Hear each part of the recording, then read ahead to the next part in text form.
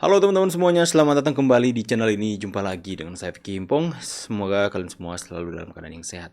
Video kali ini kita akan sama-sama menyaksikan berita politik ya. Kita akan sama-sama mendengarkan berita yang akan membahas tentang bagaimana rencana besar Pak Prabowo, presiden terpilih kita yang akan membawa Indonesia semakin maju lagi, meneruskan kinerja dan cara kepemimpinan Pak Jokowi dengan mengemban visi misi yang sudah ditanamkan atau diberikan fondasi oleh Pak Jokowi. Kita akan melihat akan seperti apa rancangan-rancangan Pak Prabowo ketika dia sudah dilantik nanti. Kita akan sama-sama saksikan videonya. Kita harus menjaga kekayaan kita. Oke, ini yang aku suka ya, yang Hello pertama. Technolovers, Presiden terpilih yang unggul dalam perhitungan resmi Komisi Pemilihan Umum Prabowo Subianto memaparkan sejumlah rencananya dalam membangun Indonesia dalam 5 tahun ke depan. Hal ini dipaparkannya dalam Mandiri Investment Forum atau MIF 2024 dan juga di beberapa kesempatan ia menyebutkan, jika kelak telah dilantik sebagai Presiden 2024, maka Prabowo dan pasangannya Gibran Rakabuming Raka telah memiliki visi dan misi mengembangkan Indonesia dalam 4 hingga 5 tahun ke depan. Dalam paparannya, dia menyinggung mengenal targetnya soal pertumbuhan ekonomi, rasio pajak, kemandirian pangan, serta hilirisasi industri sumber daya alam Indonesia. Belakangan ini viral beredar kabar kalau Prabowo akan membentuk Presidential Club yang diisi para pemain Presiden Republik Indonesia yang masih hidup sampai saat ini. Hal tersebut bertujuan agar Prabowo bisa mendapatkan masukan dari para Presiden RI sebelumnya. Esensinya, Pak Prabowo ingin para mantan presiden bisa tetap rutin bertemu dan berdiskusi tentang masalah-masalah strategis kebangsaan. Nah, apa saja rencana besar Hal yang Prabowo baik untuk gitu ya. Indonesia ke depan? Berikut ulasannya. Kalau Mega mau. Prabowo optimis pertumbuhan ekonomi Indonesia bisa mencapai 8%. Presiden yang telah ditetapkan KPU ini Gitu dong, cepat ini harus menyebut optimis. target itu bisa dicapai dalam waktu 3-4 tahun. Jadi, dengan permintaan yang naik dan daya beli yang meningkat, ekonomi kita akan tumbuh. Saya optimis menyampaikan target 7 hingga 8% dalam 3-4 tahun, ungkap Prabowo di Mandiri Investment Forum 2024 di Jakarta. Prabowo menyebut strategi untuk mencapai tingkat pertumbuhan itu adalah dengan investasi. Mantan Komandan Jenderal Kopassus ini mengatakan investasi harus didorong melalui kolaborasi antara pemerintah dan pengusaha. Selain itu, dia mengatakan pertumbuhan ekonomi juga akan didorong oleh konsumsi masyarakat yang kuat. Kita kumpulkan kekuatan aset-aset dan keuangan kita. Indonesia merupakan negara kepulauan terbesar di dunia yang memiliki harta kekayaan alam yang sangat melimpah di dalamnya. Selain itu, Indonesia juga sangat diuntungkan oleh letak geografisnya yang dilintasi oleh garis khatulistiwa. Kekayaan alam yang dimiliki Indonesia berpotensi membawa negara ini yang berasaskan Pancasila menjadi negara besar di masa mendatang. Salah satu kekayaan alam yang dimiliki oleh Indonesia adalah keberagaman aneka tambang yang terbesar tersebar di seluruh Nusantara. Menurut Survei Serikat, Indonesia menduduki peringkat ke-6 sebagai negara yang kaya akan sumber daya tambang.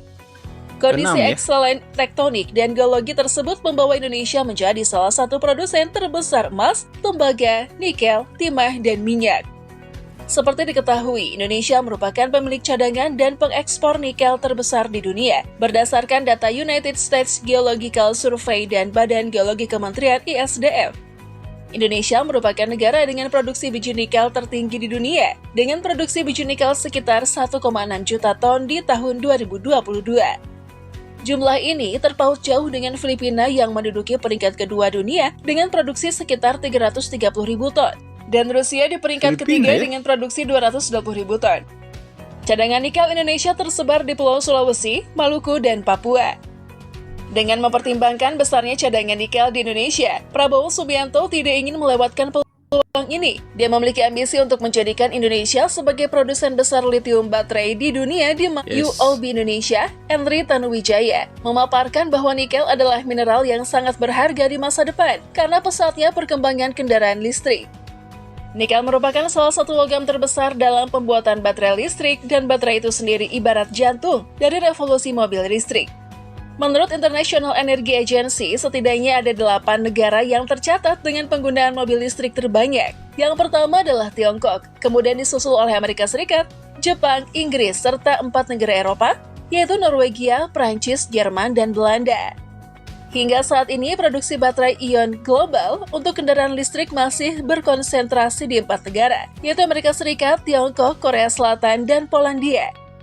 Dalam hal ini, Tiongkok menjadi pemegang produsen terbesar baterai lithium-ion di dunia.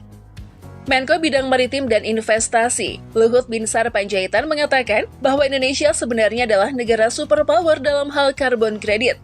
Pasalnya, Indonesia memiliki 75 hingga 80% karbon kredit dunia yang didapat dari lahan gambut, hutan mangrove, serta hutan lindung yang terdapat di Indonesia.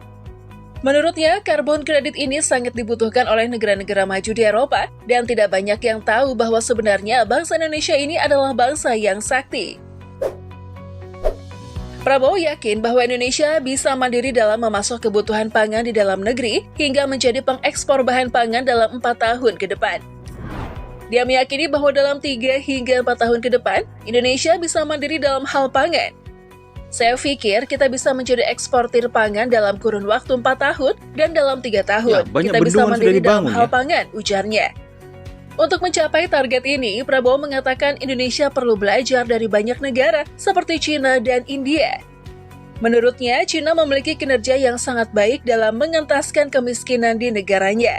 Sedangkan India sukses menjadi salah satu eksportir makanan terbesar di dunia.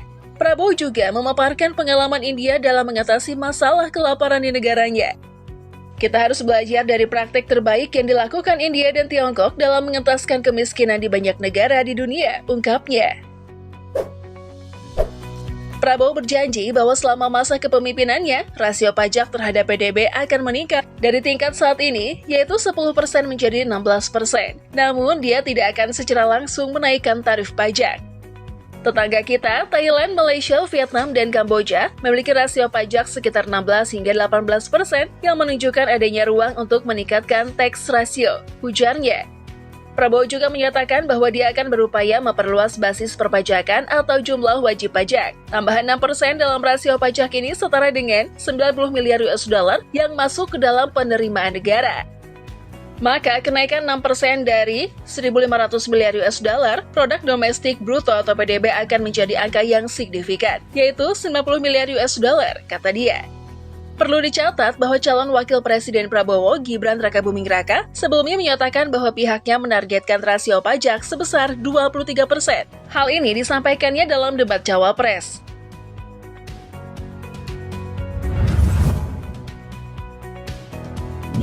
Itulah tadi mengenai rencana besar Prabowo untuk Indonesia 2024 hingga 2029. Kita doakan semoga bangsa ini makin maju dan disegani oleh bangsa lain yang ada di dunia. Thank you, Your Majesty.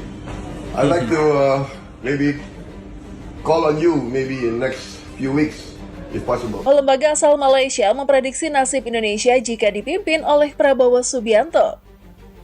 Lembaga tersebut adalah Chatham House dengan judul artikel Continuity Prabowo Means Change for Indonesia.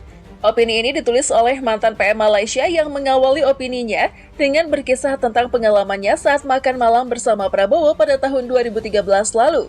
Dalam pernyataannya tahun itu, Prabowo mengatakan bahwa akan mengguncang dunia apabila dirinya terpilih menjadi orang nomor 1 di Indonesia. Ketika saya makan siang bersama Prabowo Subianto pada tahun 2013, setahun sebelum upaya pertamanya yang gagal untuk terpilih sebagai Presiden Indonesia, dia masih mengasah semangat nasionalis yang berapi-api. Dia berjanji untuk mengguncang negara dan mencegahnya menjadi negara gagal. Tulisan opini tersebut kemudian menyatakan bahwa Prabowo akan mempunyai instingnya sendiri dalam memerintah, meskipun hanya ada sedikit pembahasan rinci mengenai kebijakan dalam kampanyenya. Saya Menteri Pertahanan Republik Indonesia, Prabowo Subianto, menyampaikan merdeka, hidup Indonesia. Bawa pesawat tempur. Misalnya di bidang ekonomi, Prabowo kemungkinan akan melanjutkan dorongan kontroversial Jokowi untuk membangun ibu kota baru senilai 33 miliar dolar Amerika Serikat di hutan Kalimantan. Selain itu, ia juga memiliki keinginan yang sama dengan Presiden Jokowi untuk mengubah Indonesia menjadi negara industri modern dan bukan sekedar eksportir komoditas mentah seperti nikel, bauksit, dan minyak sawit. Prabowo tampaknya tidak akan fokus seperti Jokowi dalam menarik investasi dan mengembangkan infrastruktur. Masih belum jelas bagaimana Prabowo akan mengimbangi rencananya yang berpotensi memakan banyak biaya untuk menjadikan Indonesia mandiri dalam hal pangan, mengingat posisi fiskal dan moneter negara yang terbatas.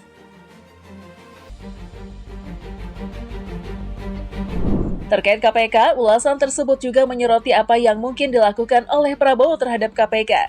Menurut artikel tersebut, check and balance demokrasi terkikis di bawah kepemimpinan Jokowi, di mana kewenangan Komisi Pemberantasan Korupsi atau KPK dikurangi dan batas usia minimal 40 tahun bagi calon presiden dan wakil presiden dibatalkan sehingga Gibran bisa mencalonkan diri sebagai wakil presiden.